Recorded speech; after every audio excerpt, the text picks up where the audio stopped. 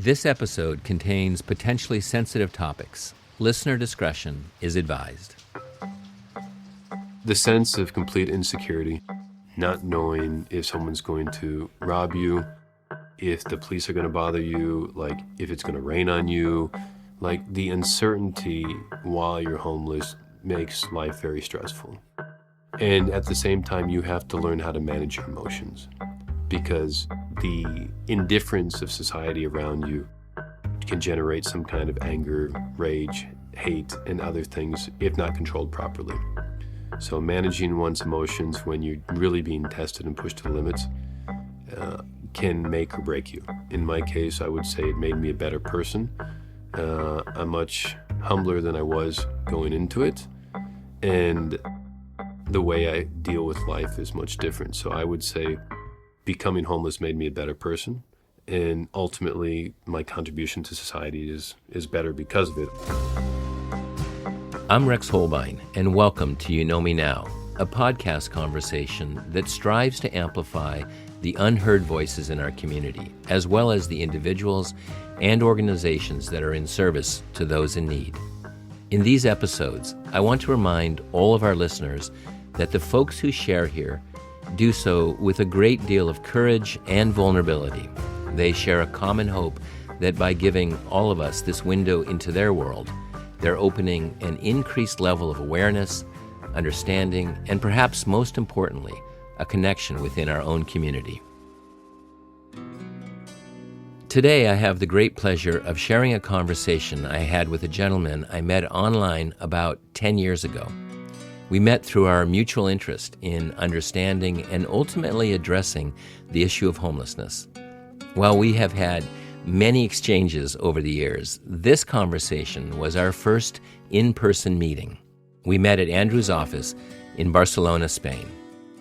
While homelessness is a global issue, there are unique challenges in each city that require specific responses by its citizens, nonprofits, and government. Some of those solutions are successful, and some not so much. In short, we have a great deal to learn from each other in this shared task of ending homelessness. And with that, I'm eager for you to hear Andrew's views on the issue of homelessness and what he and his organization are doing in Barcelona and beyond. Let's start by telling me what you're doing. My name's Andrew Funk, and the current title that I've been forced to choose, if you will, because it's always funny when people are like, what do you do? What's your role? What's your profession? Which is kind of difficult, is Global Ambassador for the Homeless Community. Previous to that, it was Social Impact Activist for homeless people. So we went from homeless people to homeless community and activist towards Global Ambassador, right? Because we're trying to elevate our thought and what we do of how we can empower people made of potential out of homelessness through Homeless Entrepreneur, which is the community that I've created. And what we do is we try to connect those that want to improve their situation, that are experiencing homelessness, and those that would like to contribute. And in that sense, we need to increase the pillars, if you will, of knowledge, recognition, and positive social impact/change. So my first question is, you're living in Barcelona. Yes, sir. You were born in the States. Tell me about that. How did you get here? Well, I think everybody ends up where they need to be, right? And I ended up here after graduating 1 year early from Arizona State. My first love was Mexican, and I dealt with cultural changes and difference of opinions of social class. Right, so her parents made her choose between her family and me, because her mother was disowned for marrying a middle-class man. Right, so there was a mixture of classism, racism, and a lot of other things. Generational, and being raised in Texas for the most part, in Arizona, you're in the South, and you hear a lot of Spanish. And I wanted to explore and grow. And I decided Spain was the best place to go. And I came to Spain. And what year was that? That was in 2003. So I graduated university in 2003. I had a major in English literature and a minor in economics. I could have had a double major, but I thought it made more sense to graduate a year early, and my ego was okay with having just one degree. And I decided to come out to Spain, and it's been over half my life now. So I'm 44, turning 45. I've been here for half my life. Yeah. And one other question that comes to mind about you personally is you're doing something, obviously, from your heart, right? Yeah. You're doing it because it's moved you. Where did that come from? How was your childhood, in other words? Well, I mean, I don't think it's so much related to my childhood, although we did move around a lot, but the fact that I experienced homelessness myself, right? Okay. So in Barcelona, we've raised 300,000 euros to connect entrepreneurs and investors through a platform. And we made sure that the employees got paid first. The money was mismanaged by the partners, and I ended up seeing 1,200 of that. And that obviously affected my personal life. And I was in a homeless situation in Barcelona. It takes time to really understand who you are, what's going on, and why you're where you are, right? But I realized that I chose to have no home to be near my son than having a home and being far away from my son. So to a certain extent, it was a conscious decision to be homeless with being close to my son instead of having a home without my son. Okay, you were separated from your son because you guys got divorced. There was a separation, and I obviously could have gone back to the States and had a roof over my head. Yeah. But having a home is much more than that. So for us, homeless is when the place that you live at takes more value away than it provides. But I chose to be in Barcelona because that was more important for me to be near my son than have a roof over my head at the time. Yep. So your childhood in the States, though, was you had loving mom and dad, and I mean, my parents got divorced. I think like all good Americans, when the kids are like 12. So it's in the fine print. it's there. I think you have to get married 3 times to find the right person, I suppose, or at least the generation of my parents. They were born in 56, right? So I was born in St. Paul, Minnesota. We went to North Dakota because my father went to work on an Indian reservation, just any kind of work that he could find. And then my mom wanted to have my brother at the same exact hospital, so they moved back to St. Paul. And my dad got a job in Houston in the oil business. And he worked for ConocoPhillips and other oil companies. And then at 12, my parents got divorced. I remember it quite well. And, I was crying, and I was, my mom was like, you will be able to help others because of the trauma that you're going through, right? Which is hard for a 12-year-old to understand. Yeah. But I can apply the same thing with my homeless experience. Yeah. That trauma, being able to overcome it, has allowed us to help over 3,500 people in the last decade. So I wouldn't necessarily ask to go through that experience on purpose, or the car accident that I had that allowed me to have money to come out to Spain. But there are things that happen in my life, and I turn something negative into a positive, and a liability, if you want, into an asset. Yeah. So living homeless in Barcelona. Yeah. Tell me about your experience first. Going from place to place to place to place to place to place, and just trying to find peace of mind and make enough money to pay for rent. So place to place, is that meaning outside or shelter? Normally sheltered. Going from one place, staying with one person, going to another place, not knowing how long to stay. So that would be hidden homelessness, right? When you don't have a specific place to stay. And it was frustrating because you would go with first people you knew, and you'd burn through your friendship without wanting to. Yeah, but overstay, just kind of welcome. Yeah, and the hardest thing there was, I would leave the home at 5 a.m, and I would come back at midnight. But even then, your absence bothers people, right? So you're damned if you do, damned if you don't kind of thing, which is just like, you just want to be able to have enough money to pay for rent and to have a normal life. And you can't tell people how long it's going to take because you really don't know. Yeah, and how long were you homeless? It was 9 months going in and 9 months coming out. So it was like 2 pregnancies. I have 2 children, right? So I guess it was only fair that I participated in 2 myself. 2 pains. Yeah. So is there a difference between being homeless in Barcelona and an American city? like, I don't know how many Americans are listening to this, but I think America is a much worse place to be homeless. The healthcare system in Spain is 1,000 times better. I had to go through the healthcare system because my son broke his toe when I was in Wisconsin. Nobody knows anything about what's going on besides the tasks that they're doing, and you don't even know how much you're going to get billed or if you can pay it until like a few months later, right? So I think the way that they deal with healthcare in Spain makes it much easier. Also, because you're getting a basic need met, even though you're without. Exactly. So, I think if you can probably, tell me if I'm wrong, but I think in the 80s, that's when they closed a lot of the mental health institutions in the States. So they basically filled the streets full of homeless people that had mental health issues, and the streets kill, and they reduce your health and wealth and everything at the same time, right? So I would say it's harder in the States than in Spain. I would say that the collective group in the States does more volunteer support, but I think it's probably because of the lack of support from the government and the institutions. They feel a need. Yeah, and in Spain it's the other way around, where there's less community support there probably, and because they think the government needs to do it. Because they're being taxed. Yeah. At a higher rate for it. Exactly. You didn't have substance use during that time, which made it easier to navigate. Right. Well, I mean, the only I was probably dealing with being a workaholic, right?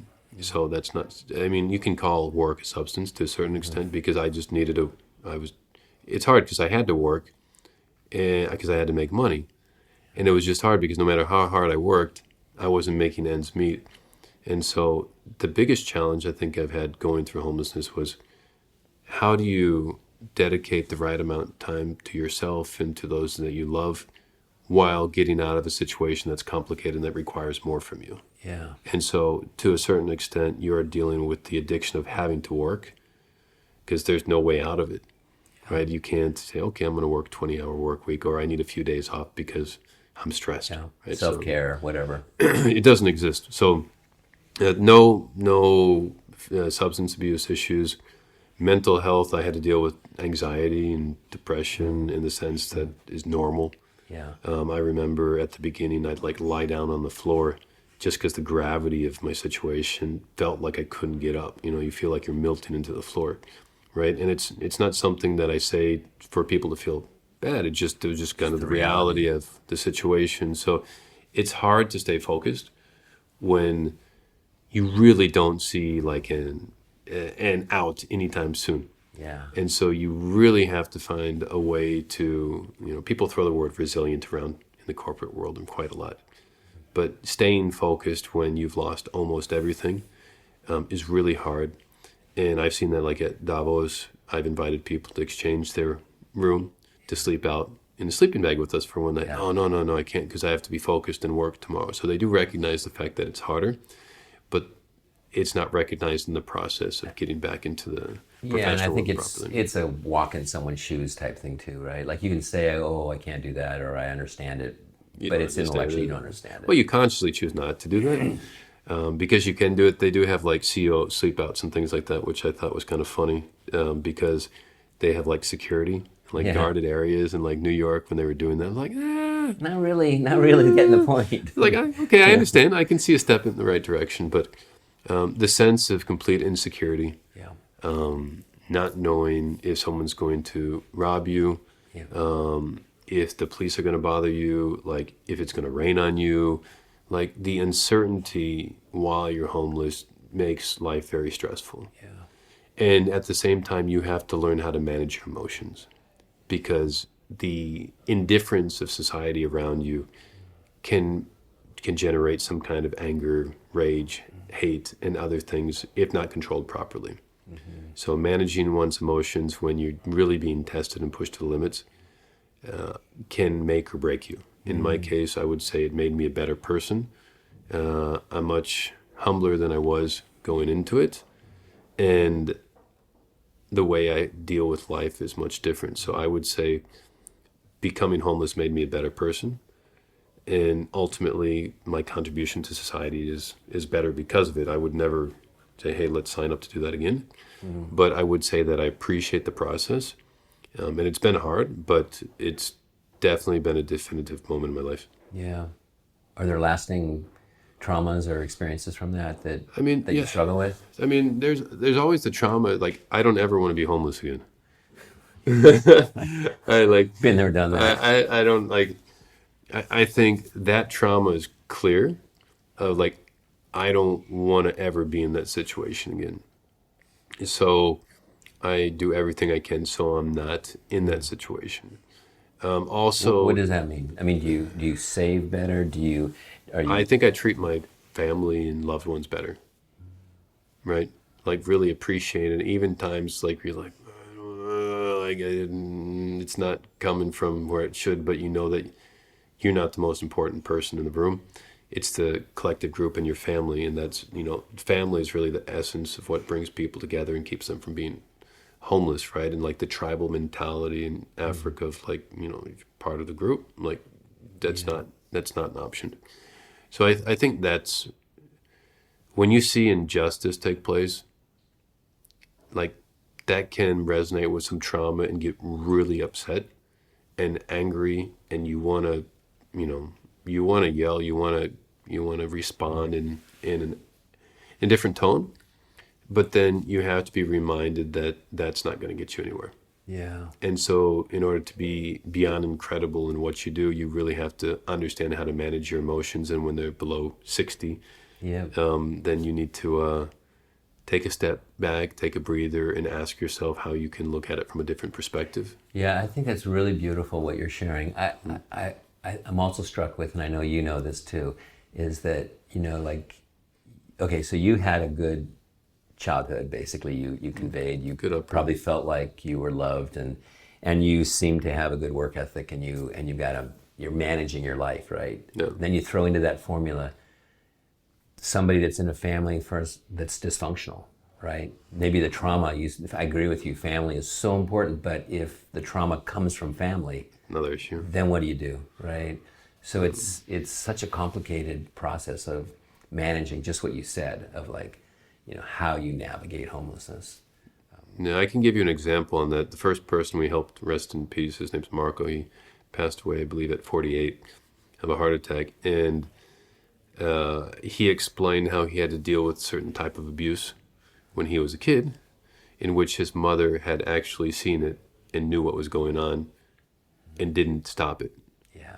I don't think I need to be explicit about it, but I do think he said, how do you expect me to be okay? And there are two responses and feelings I have there. Obviously, one is I wouldn't want to, wish that upon my worst enemy. And the other thing is there are people that are able to overcome it and those that don't. Mm-hmm. And I don't know what the magic formula is, but I do know that people go through trauma. It could be war, it could be violence, it could be any type of trauma. And some people are able to convert it into a strength and their superpower, if you will, to help others, and others have a challenge overcoming Absolutely. And that's why the statement, I got through it, why can't you? Makes no sense, right? Because just because you did it doesn't mean that person can do it too. We're all given different tools. It's very immature, in my opinion. It's an immature way of looking at it. Yeah. And it also is like, I'm better than you kind of thing. And I think you have to really just be conscious and sometimes just observe and give love and respect and understand people are at different places and they have a different framework, Mm-hmm. And then you decide how you would like to interact with others. Mm-hmm. But I think it's important to understand everyone's in a different moment. The hard thing is when your ego is in place and you get upset because you wouldn't do that or that's not how it should be. Yeah. Instead of understanding why they're doing it and appreciating that's the best they can probably give you at that moment. Exactly. And we don't all start at the start line. No. Some people spend their life just getting to the start line. And some end up like beyond the finish line just before they started, so they're already good and they can watch everyone else go, right? So yeah, exactly. How do people in Barcelona interface with the homed? How do they interface with the homeless? Do they look at it with judgment or? I mean, I think around the world you have people that relate and those that don't. Right. So you have things, we have a video that has like more than 1.4 million views, and it was a homeless couple in southern Spain, in a cave. And that brought up a lot of topics, right? Which is like, okay, immigrants staying in 5-star hotels while nationals that are homeless can't find a place to stay. And that's something that came up in the States, New York and other places, right? I think they were even shipping homeless people to New York City, if I'm not mistaken. And I think that just shows the lack of understanding and the ignorance of the situation. And I think it's our responsibility to give people more knowledge. So if you look at it from an objective standpoint, it's probably 5 times more expensive to help someone that's homeless from outside of the country than here. Just because they need to integrate. They don't have a family support structure. They didn't go to school. Just because you went to the school you went to, you have an amazing network of people that could potentially help you. So I think in Barcelona, it's full of people from all over the world. There is generally an interest to help the homeless community, but most of the time it's assistance-based. Just because they don't have the knowledge, and so food, clothing, blanket, and if you want to take a step up, social housing. But even then, it's easier for them to manage the building than the people within it. So I think society on a whole around the world has to figure out how to have a better relationship with people and understand how we can uplift each other. And also, it's not helping the poor and like they don't give you anything. They're contributing. You all do amazing photography. Without that model, that photo doesn't exist. Right? So I think it's important to understand that everyone can contribute, and then understanding each person's framework and seeing how we can make it grow a little bit together is an important aspect. Yeah, I love your comment. It's easier to manage the building than the people in it. But you're an right. architect. But I mean, it's it's such a great statement to put the finger right on the pulse of it. Is that's the problem, right? Humans are just so uniquely themselves, right? And with it comes all the variables. And I think it's difficult to relate to people that are pushing your buttons or are living outside of the lines that you are used to living in. Right? Yeah. It's another aspect that I would throw in there that I think is relevant is the importance of leadership and the example that business leaders and country leaders provide or don't provide. And I think that affects the way society approaches homelessness as well. So if the leader of a company or a country or an organization or a community treats people with love and respect in approaching it, you probably have more people mirroring that. And if it's not, you'll get the other side of it. And modeling good behavior. Yeah, so I think that we have to do better how we approach it as a community. And also, just one thing that needs to be said is it's completely ridiculous that there's no plan to end homelessness in cities. Yeah. Like, there's not like, how do we take this, how do we identify zero? It's probably not zero, but how do we identify zero? And then what's the plan to actually make it happen? And normally what I see is there are more plans of how we can provide social housing and more food banks and other things like that, which is helpful, but it doesn't recognize like what's the end goal. And I think that's something that really needs to be considered because there's so many people that are providing support, and we have to figure out how we can come up with a better result. What are the components in your part that would make up a plan? One is recognizing how many people are homeless, using the same number. In Spain, you have the NGOs that use a higher number, and the government institutions using a lower number. You can't have like 15,000 difference in people, right? So what does that mean? It means that NGOs receive more funding if there are more beneficiaries, so they say the number is bigger, and then government receives more votes if it's lower. It's as simple as that. So I think you have to use the same number, and then you have to figure out, well, in that group, how many people are willing and able to improve their situation in the different capacities and the different solutions.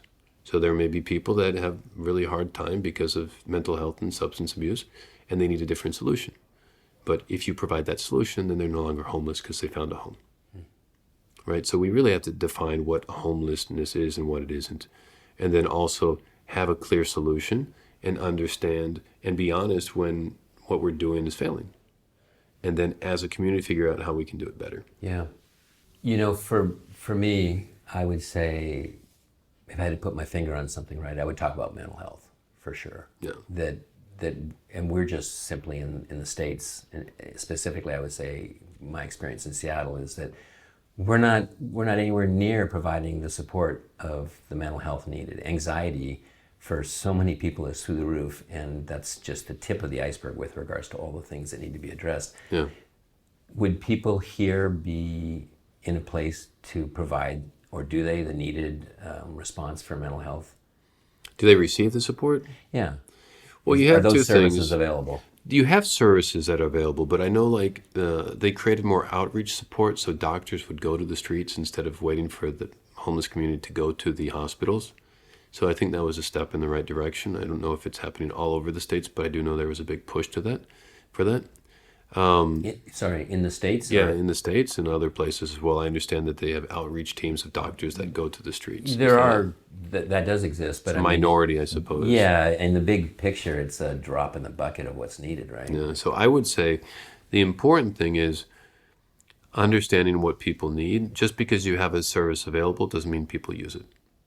So you have to create a path that people are willing and able to take. So I'll give you a simple example. We've helped the homeless community of those affected by cancer as well.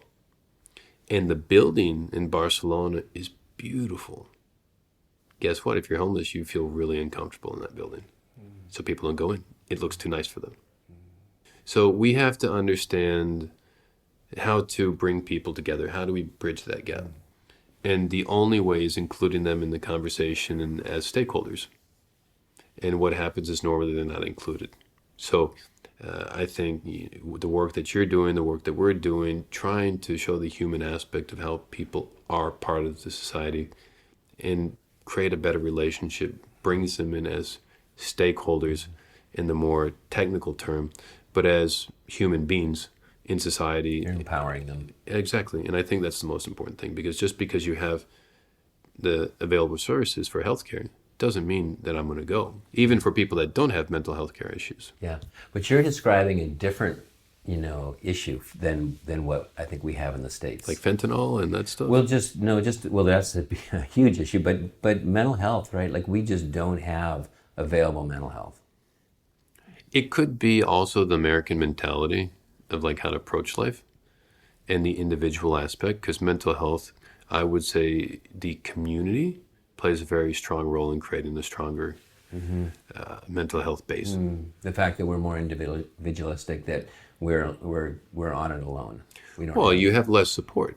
Yeah. So if you have a spider web with one strand, what happens? Yeah. So I think having a stronger sense of community. So culturally, we're behind the eight ball. I would say that the I things that we do Yeah. make it harder for us to have strong mental health if we don't take care of our community. Yeah. So the more we take care of our community, also the healthier we are. Absolutely. So do you think that makes it the path for someone that's homeless in Barcelona, let's say, versus Seattle, that mental health aspect isn't as strong of an issue? Like, do you think that community connection actually helps people in a tangible way? I think the Americans that we've worked with, and I don't want to necessarily refer to those that are specifically in the program right now, but generally speaking, I think Americans have a harder time accepting they're homeless than people in Europe, right?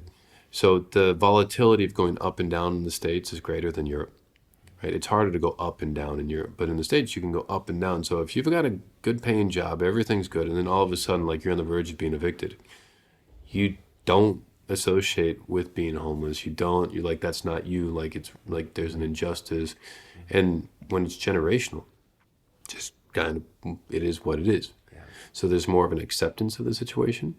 And I think when you don't accept who you are and where you are, it's hard to embrace who you are at its best, at your best. And if you don't embrace it and your flaws and everything, then you're not going to improve your situation. So if you don't love yourself for who you are, you can't expect other people to do it. Bingo. That leads into a question of relationship. How important is relationship in this formula? It's the bread and butter. I mean, if you just look at it from a perspective like, who's going to receive more help? A homeless guy or a homeless couple? The couple, every single time. Because they've proven that they are responsible enough to maintain a relationship with one person. So they're one step further in showing trust and credibility. So friendship shows there's credibility within the group. When you're completely alone, you burnt a lot of contacts and friends. It means probably you're going to burn the next one that comes too, right? So there's an understanding of building that relationship. For us, friends and family, you have different types of family, right? Blood, and then you have those that are like family. So I think community is basic when it comes to ending. It's a bond that prevents homelessness. Because if you have no money, no job, anything, but you have family, you have a home, and you have love and you respect. But if you don't have that, you're out of luck. Yeah. So you're alone. Community is everything for us. It's what will allow people that are out of the system due to legal purposes or legal or any other reasons. If the community accepts you, can be part of it, and you can contribute. Otherwise, you're completely out of it. Yeah, you're extricated and you're on your own. Yeah. And talk a little bit about the benefit that you've seen for people that are homed, that take a moment to get off their path, right, to help someone that's struggling with theirs. Like what are the benefits to the community that's homed for reaching out and stopping, saying hello? Well, I mean, how do you feel? Let's just start with simple feelings. When you walk out of your building and there's a homeless person with dirty feet, sleeping, shivering because it's really cold as you go to work, and you see, that can't be a good feeling, right? And you have to feel responsible or accountable to a certain extent as a community to be like, this person is here, and that's part of my environment, and I water my own flowers, if you will. So I think people that are homed, when they help others, they're improving the quality of their environment, and that ultimately creates a better environment for themselves. Mm-hmm. It's got to be violent when you see someone suffering or dying, because in the street, many people are dying in front of your eyes. And if you don't see them there anymore, Rex, it's because they're not there anymore. Yeah. When we take care of those that aren't homed, we also are taking care of ourselves too, and also educating others. Yeah, I agree with that so much. I also feel that on a practical point, it takes more energy to not see the person than to actually reach out and say, hey man, how you doing? I mean, you have to go, people spend a lot of energy pretending they don't see that person. Well, and some become experts at that, right? I mean, you get better at what you do a lot of. Yeah, well, the other thing too is I think a lot of people feel impotent, like they really don't know how to help, and they need support from other organizations and people to say, hey, this is how you can help. We got a call through the helpline today from a gentleman in Zaragoza who wanted to help this guy who was experiencing homelessness. And the dilemma was not that he wasn't going to receive a place, was there was a wealthy person with a lot of debt that was going to provide this free place for him to stay, but not free, charging him, but without a contract. And then at the same time, a lot of expensive artwork in there. So he was very concerned for this guy because he's like, he could go in there with no contract and then be accused of stealing or destroying the artwork and then go to jail for no reason, not being able to defend it, like all these crazy things that could happen. Yeah. And so this person saw that it was positive for him to help the other individual. And he turned that negative sensation that he was feeling potentially for the other person into something positive. Yeah. And reaching out. And I think we have to do that. We have to understand that it's not them, but us. And when we understand that we are the community and it's not us and them, we take care of society in a different way. Absolutely.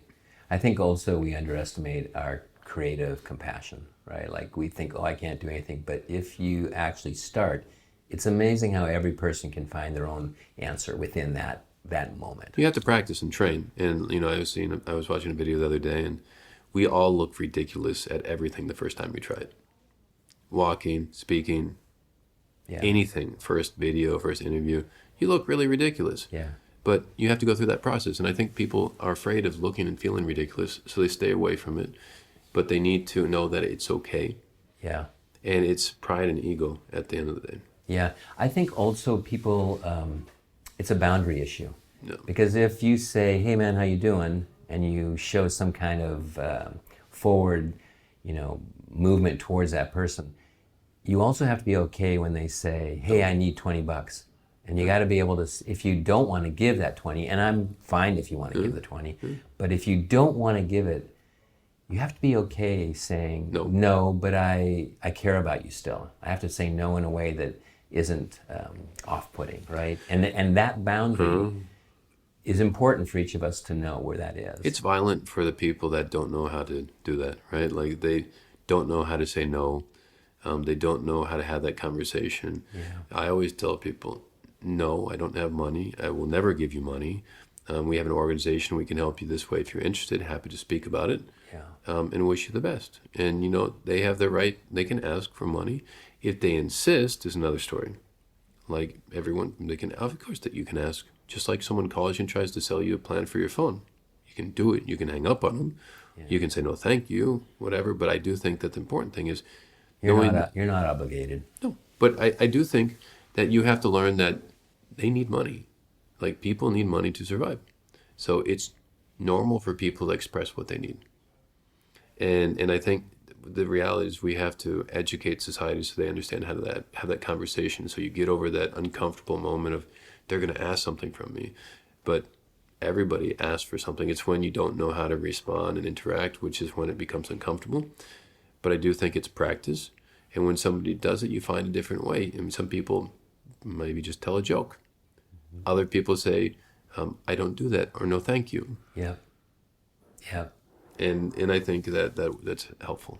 Yeah, I agree. I think that's why we always say, addressing and ending homelessness has more to do with the changes that we need to make than the changes that person that's homeless. Oh yeah, you can only change yourself, right? Like you can't, I can't change the structure of the interview, right? Yeah. I can give the best of myself in the interview. And then there's a certain moment you have to understand that it's out of your hands. Yeah. Right? You share that interview and then people listen to it and they have their opinion. Yeah. But with regards to homelessness, yeah. I think there is a lack of awareness that we actually, the homed, are actually a big part of the problem. Well, right? They're the majority of society, right? So you can't expect like 0.001% of the population to have that kind of impact unless we're talking about billionaires. That's actually right? a really great point. It's true.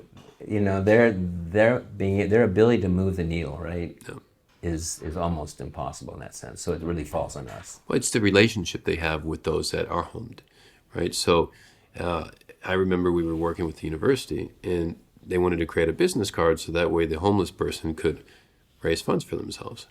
I'm like, why? Like this person's like at the bottom end of understanding how to generate wealth. That business card should be for wealthy people that can raise funds with their friends and people that have wealth to bring it closer to help the individual that needs that, right? So I think we have to remember that, if you want to help sick people, you need to make sure that you have really well-trained doctors and a medical world. So you have to invest in where you can help find the solution and then help educate people so they know how to take care of their body the best that they can, right? So I think one thing is the education system that we go through. Like nobody teaches you how to manage money or how to deal with taxes, right? And that's huge. So if you go into the real world and you don't know how to manage money, you can become homeless really quickly. And so I think education is important, and understanding that when we invest, how long it can be stretched. And also the other thing is empowerment, is teaching people how they can actually contribute and also be independent as much as possible, which is something that we promote. Yeah, I agree.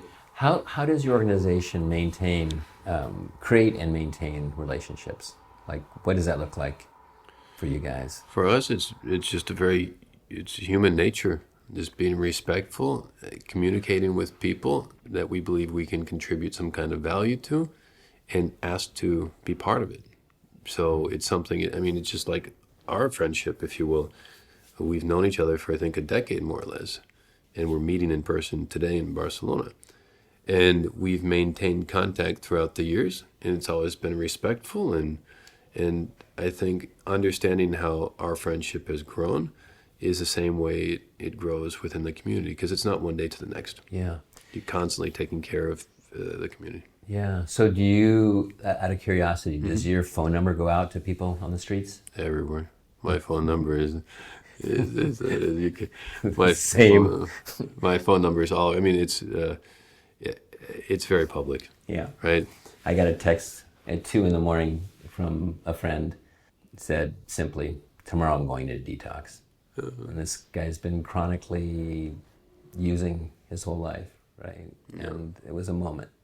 You have to. I mean, the thing is, you allow yourself to be part of the community when you have open communication, and when you do it from love and respect, you get that too. And obviously, you have to keep in mind that sometimes you get the opposite. You know, I'm not an expert on mental health. I don't pretend to be. But we have helped people with severe mental health issues, like schizophrenia and other issues.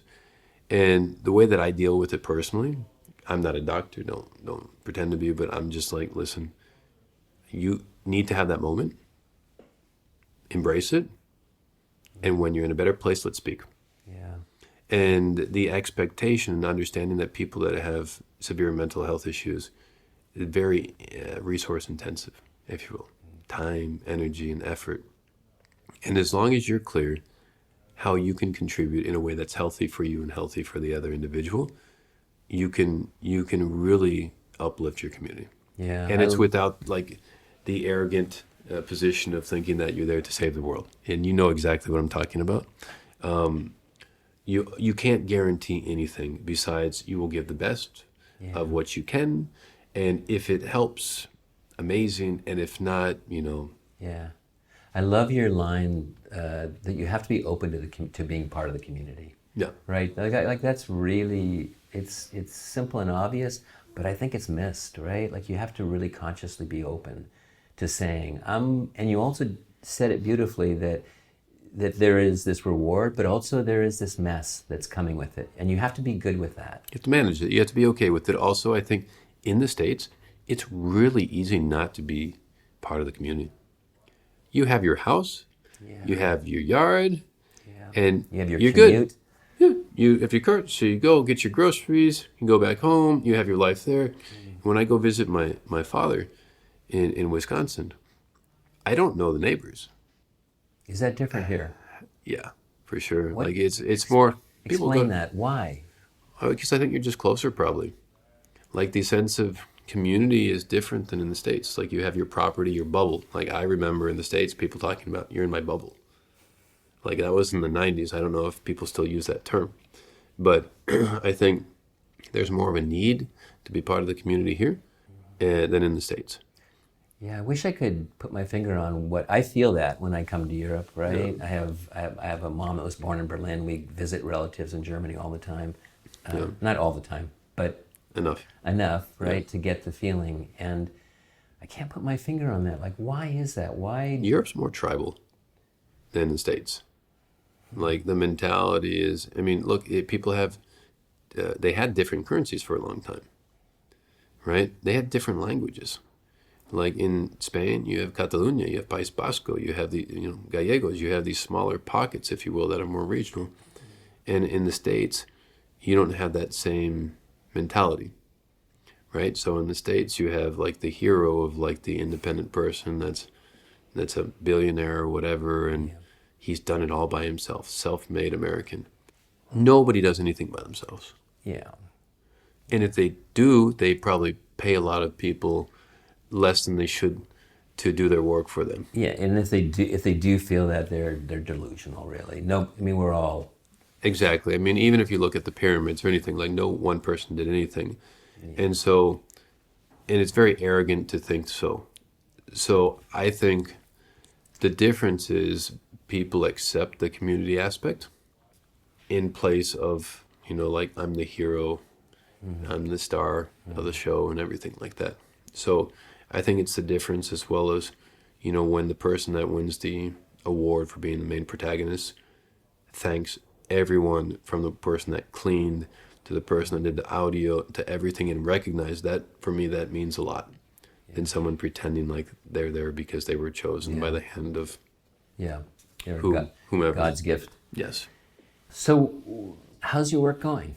It's good. We're learning. It's, 10 years in. It's not, it sounds strange to say a decade, but it's been that long. And just constantly using constructive criticism to challenge yourselves to be better. And as a result, we're helping more people. So, obviously before I kick the bucket, I would like to have a model that's in place that can be used by business and government leaders and communities to approach homelessness in a different way. So I feel like we're going in the right direction. The model is obviously inspiring people, but it's a long-term game, and there's just so much to learn. Yeah, life journey. Yeah. If people want to learn more about what you're doing, Yeah. how should they do that? Reach out. Just look for Andrew Funk, homeless entrepreneur. You'll probably find my email, which is funk@homelessentrepreneur.org, or my telephone number, which is +34 697 877 089. And just reach out to me through social media, through email, whatever, get the conversation going. And we respond quite quickly. So I would say if people are interested in donating or volunteering or doing a campaign, anything, if they just want to learn about what we're doing, reach out to us and we'll give an honest response of what we're doing and how we could potentially collaborate. Yeah, and I know your outreach is including now wanting to do work in the States. Yeah. I mean, tell us a little bit about your model of branching out beyond Barcelona. What is? Well, because we work around the world, right? So the majority of our work is outside of Barcelona. We have a helpline that people contact around the world to connect with advice and unknown resources. We have the Voices program, where they tell their story in 60 seconds, their first name, location, situation, what they're looking for. It also does something similar to what you do with photography, which is changing the perception of what homelessness is and what it isn't. And that helps connect them to our community. And the beautiful part about that is we don't play a role in intermediating there. If somebody wants to help another person, the only thing we do is we ask for their permission to connect them. And then whatever they do, they're adults and they can progress that way. And then the help program, where we help people 5 to 15 hours a week. You met two of the people in the program. Rafa, who's from Morocco, who's been living here his entire life. He was adopted at 7. And Melody, who's from the UK. And would Rafa be okay if you spoke a little bit about his journey? Yeah, I mean, he was adopted in southern Spain. And then he's been going through issues with his documentation. And then right now, when we first met, he came through an advisor of ours because he was making money by, I don't know if you've been to Park Ciutadella, but there are a lot of homeless people there and there are a lot of birds. And what he does is he helps tourists take pictures with the birds. Yeah, our grandson just did that. He probably did it with him. There were a lot of folks, but yeah. Yes, but he's like the main guy there. Okay. And also now he's working on getting his legal documentation in line. But is he homeless? Yeah, No? yeah. He's sleeping in Paseo Gracia, Okay. which is the richest street in Barcelona. Okay, and so when I met him, he told a little bit about wanting to sell honey now? Or? Yeah, well, he's in the process because since he was 6 years old, he was selling things in the street. And he's 33. So he's been selling for almost 30 years. He knows how to do that. He knows how to do that. So what he's doing now is he wants to buy his first order of honey and olive oil. It's 230 euros, and he's been doing the numbers, and he's trying to get someone to help put the money in so he can pay it back in plus 50 euros for the loan, if you will, so that way he can get on his feet and sell the product. So he's going to pay it back plus 50 euros. Yeah, well, because here's the thing. You could have donors that just put the money in, that's it. 230 euros is not a big amount of money. No. And then you have other people that would just like the money returned without any commitment of time. And then you have others that appreciate the fact that their time's being valued. Yeah. All right, so that's the thing on the table. We're working with other people to help him with his business plan and the support for communication, understanding how to manage his time, how to educate himself so that way he can run his business properly. And has he done, how do you do the outreach? How do you get this out to the community? Well, we have events. We have more than 100,000 people on our social media. You know something about having a large social media outreach. And then directly speaking with people. So we build a team of volunteers that have at least 7 volunteers for each homeless entrepreneur. Okay. And we build their community and get their story out there. And we give them opportunities to speak in front of universities and companies. And we're doing a campaign in the street for a charity film screening that we're doing on the 27th with Garbage Rex, which is a short film with Honey Films. And they're going to participate in the street campaign to promote the film. And we actually have let me see if I can find this real quick. So while you're looking for that, so basically he procures this 250, pays back the 50. Does he then do that again? Does he look for more, or is he on does his way? that the idea is as soon as he's able to have enough resources so he doesn't have to ask for it, because he has to end up having 230 euros himself. So that way he can do it. So the idea is that he does the loan, and if that generates enough money so he doesn't have to ask for any support again, then he's good. So you help him move up until he kind of is set to run on his own. Exactly. And so this is the back of the flyer, and you can see his pictures on the back of the flyer because he's going to be helping give it. So and that's the film. So it's nice because we include them in the communication that we do, and we give them a role in which they're protagonists. It's not like, this poor guy. It's this person who's working to improve his life and add value to the community. So it's a process they have to go through too. He's like, Andrew, I don't want to do a video begging for 230 euros. I'm like, first of all, you're not begging. Yeah. Second of all, you're providing an opportunity for the other person to make 50 euros if they want to, or you're providing them with an opportunity to help another person get off the street. Yeah. And there are a lot of people that would be more than happy to pay 230 euros to help someone get off the street. Yeah. Because the government's spending 30,000 or more a year per person. How important to you is this $50, €50 beyond? Is that critical in your mind, his development? In my mind, I think it's important for him to understand that that's how the normal world works. A bank gives you money, you pay interest, period. So it's important that we teach people how normal business takes place so they understand and respect it. If they get a better deal, perfect. That's also the business world. Yes, it's also the business world. Yeah. So if he's able to get a better deal, perfect. But we want the community to know that he's actually willing and able to interact like any other normal business person that would be willing to do that. So if he has to do it or not is secondary. Yeah. It's the willingness to say, hey, I'm willing to do this. And then the other person obviously would decide. Andrew, that's beautiful. Yeah. Nice job, seriously. Thank you. I think that's, it's making me think a lot about stuff we're doing in Seattle.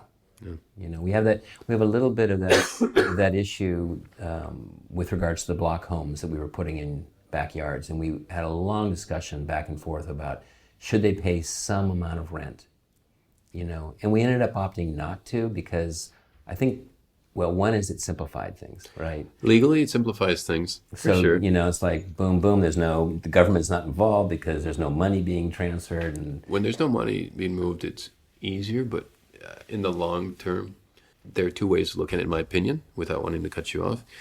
One is use whatever the government's doing. So in Spain, it's 30% of your income is considered social housing. Mm-hmm. So my suggestion there would depend on the essence of the organization, what you want to promote. But I would say the best thing is use whatever the government's using with percentage, and then make sure that at least they have a minimum so they can cover basic needs, right? Which would be, okay, after 500 euros or after $500, or whatever it is, then they start to contribute 30%. And that's a way to work into it if you want to, and also give them the opportunity to participate. But from our experience, people need to want to contribute and participate for it to be sustainable, or they can, I don't want to say abuse, but they can take maybe more than they give back. Yeah. Maybe. But it depends really on the essence of what you want to do. Yeah, I really like though the way that you phrased, so that they can learn that this is the way normal business works, right? Yeah. Like we take that for granted, Yeah. right? But I think a lot of people, depending on how they were raised or the situations they were exposed to, they don't know that, right? Like that's not how it actually works, right? So I think It's part of education. Yeah. Letting them know this is how it normally works, and if you get a better deal, be very happy with it, because I think a lot of people would be more likely to give you some kind of resources without expecting anything, or even like as a donation to a certain extent.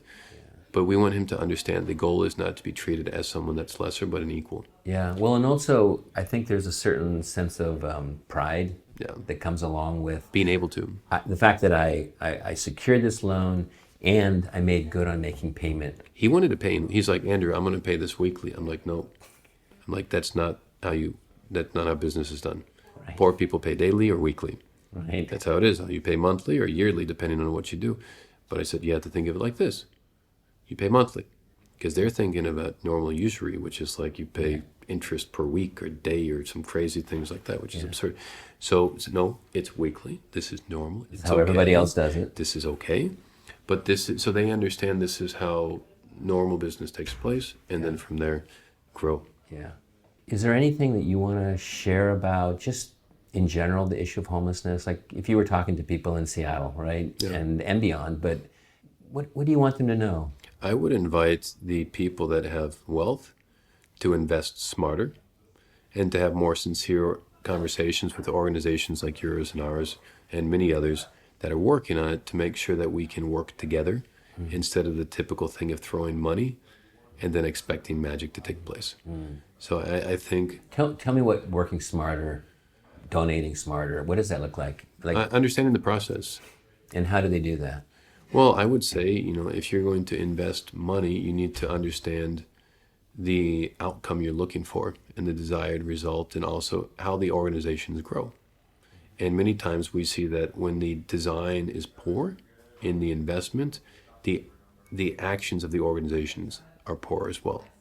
So we believe it's important for people to invest. You have to think long term. If you invest once, or if you invest for 5 years, it gives a different focus of how that organization can support, right? So I think I'm a big fan of pushing long-term investment, so that way the organizations can spend more time on the work instead of raising funds. So when you talk to donors, you talk about not just donating now for my end fundraiser, but I want to talk to you about donating for 5 years. Yeah. And what that looks like and what you can expect to get from that. So I think it's important to understand you're building a relationship with people, and it's not about a one-time wham bam thank you ma'am donation. Even if you look at it like this, many people prefer to receive like €100 donation once than like €10 a month. Yeah. When that's 120 a year. Yeah. And you build a relationship with people. So I think there's a fear of like, what if that person stops donating in 3 months? Then it's only 30. Right? So I think the relationship we have with money and the understanding of how that money contributes to create better results is important, because the challenge is really for us is how do you get into the budget of companies and governments and individuals. So they invest in that. But the challenge is like people, I was talking about this the other day. I think a lot of people like to see others suffer.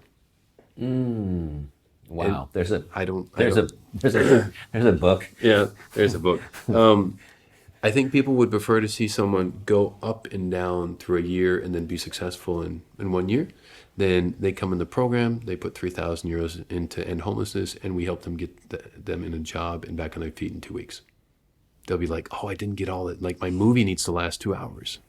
Wow. Didn't get bang for my buck. So you have different people that look at it in different ways. Some people are like, oh, it's the best investment ever. Let's keep going. Like that's good. And then other people will feel like they were cheated because they expected the person to suffer more. I have never heard that. Wow. That's a really interesting insight. The thing is, we want to get people in a better place as soon as possible. Yeah. And we have to manage expectations of the support group, or also the expectations of those that are receiving support. Yeah. So it's Yeah, definitely a roller it's an coaster. interesting comment. I haven't heard it for donors. I've heard it, of course, about nonprofits, right? Like there is this little bit of a incentive to not fix the problem because it means employment for the people working in that industry, right? But no, I think there's a mistake with that. It's just like AI and other things. I think you'd have to evolve because people evolve. So if you help, and you don't have to help people on the street, then you need to help them be better in their home. Mm-hmm. I much prefer helping someone in a home than in the street. Mm-hmm. So being afraid to evolve as an organization, I think, is a sad place. But that's the criticism, right, that is levied against nonprofits, is that they're not taking that mindset. Yeah, but who's criticizing? Like, are they helping the nonprofits, or like I always think, where's the criticism coming from? Because I did hear the thing about in California how like they couldn't trace $1 billion in money towards homeless community, which I think is quite hardcore, like not being able to know where the money went. So that's obviously a problem for any organization or sector. So I do think it's important to understand like where we want to go. And I think most people have no idea. And that's where what you're doing and we're doing, I think, is so important, because we aim to inspire those. And you can't help 1 million people, but you can help the ones that you help, and then those stories go much further, and that impact goes much further than you can imagine. And I think that's one of the big challenges, because companies that move millions want to see big numbers. They do. They want to see scale. And they don't value helping one person. Yeah. But that can help so many more, but they can't capture the return on investment with that. So I think that's where community comes in too. The community, and also the communication, because if you want large numbers, fine, you can have large numbers. How many people we interact with through the helpline? You want success stories? Fine, you have the help program. You want communication? The videos for the voices videos and all the things that take place in between. But you have to educate companies too, to let them know like the value of helping one person is tremendous. If someone's homeless at 25 and they're homeless for 15 years, you want to look at it from an economic standpoint. How much are they not contributing as taxpayers, besides the things that they buy at the grocery store and things like that, right?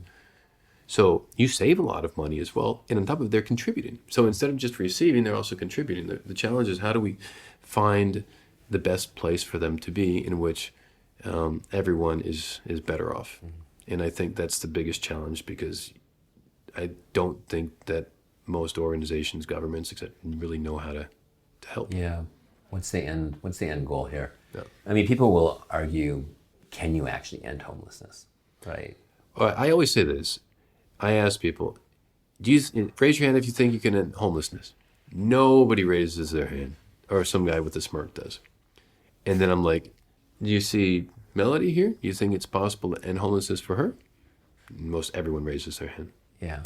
That's where you got to start. Yeah. Stop debating about whether you can do something like in the future. Move a mountain. Well, say, okay, yeah, can you end homelessness for one person? Yes, do it. Yeah. And then we'll get to the point, it's hard to help this person. Well, how can we do that? So instead of blocking yourself by saying it's not possible to end homelessness on a global scale, we'll start ending homelessness for one person. And then people can see that it's doable. Yeah, you just have to inspire people and remind them that they're intellectual human beings that can come up with a better solution and behave better. Yeah. And then everybody has their own process. I love that. Andrew, I'm so glad we got to talk. Yeah, Serious. me too. Yeah.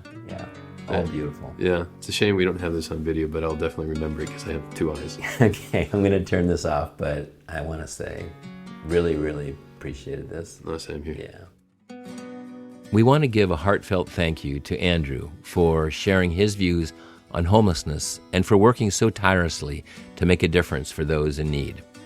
You Know Me Now is a project under the nonprofit Facing Homelessness. It is produced, written, and edited by Tomas Bernatsky and me, Rex Holbein. Please join the 50,000 plus followers on our very active Facing Homelessness Facebook page and Instagram page, where you can join in on the conversation. Thank you for listening to this episode of You Know Me Now.